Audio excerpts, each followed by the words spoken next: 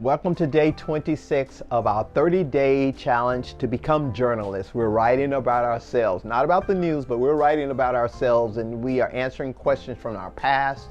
We're dealing with the present, and we are also dealing with our future aspirations. Now, for those of you who may be joining us and you're asking, well, what is this? We are just taking 30 days out of our lives, and for 5 or 10 minutes a day, we are writing, putting down on paper our thoughts. Now you can have this journal if you go to our website, which is FreshLivingStreet.com, and you will go to our media resource page, and you will see at the bottom where it says PDF, where you can download our journal, which is entitled Today I Write.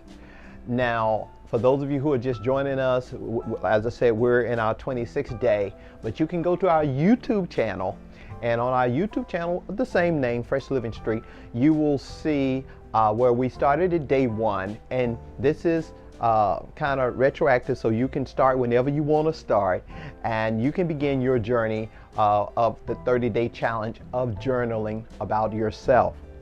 Now today we're on number 26, as I aforementioned, or as I mentioned before, and for our blast from the past, it says, my first love was who? Write about the experience. Love is wonderful. Love is wonderful, and there was nothing like your first love. Your first kiss, your first hug. Yeah, I'll share it. I remember my first love and my first kiss, and I won't mention her name, but the week we decided we would become a thing, she got sick and she was in the hospital.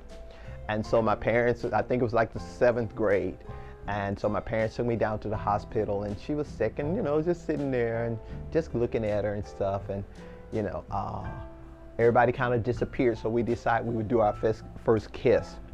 And so my first kiss tastes like cod liver oil, because they'd given her some kind of medicine and it was still on her breast. And that was my first kiss, and I'll always remember it fondly.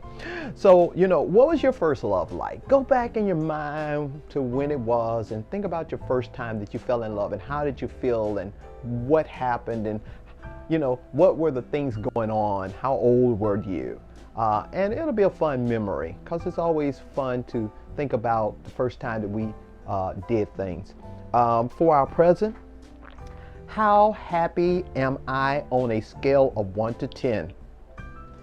Now, if you're going 5, 4, what could you do to make it a 10? What could go on in your life that would make it a 10? And be honest with yourself, because this is who you're dealing with. You're dealing with your own happiness. You're dealing with your own life. And this is your life, and it's what you make out of it. It's not just going to happen happenstance. It's by design. So if you're writing down, well, it's a 6, what can happen, or what can you do to make it a 10? Because life should always be lived on 10. For our future, 3 things that scare me about my future. Most of us, when we think about our future, there's always one person that we leave out of that thought, and that's God.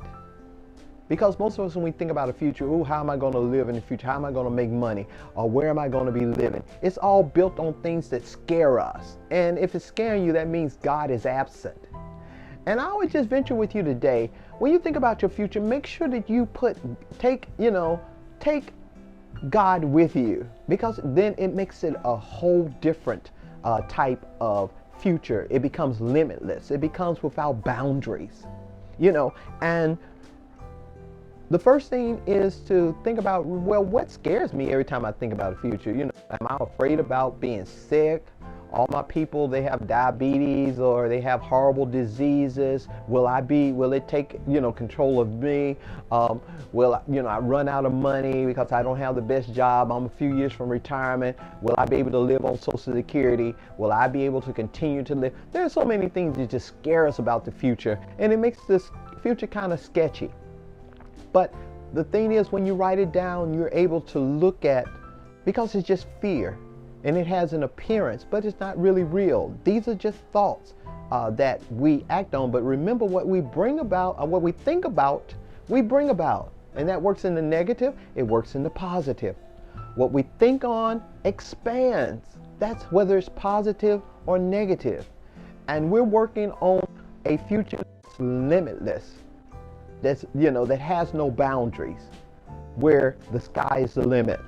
So write those three things down, and so you will see that these are just fears, and these are not things that I will base my future on.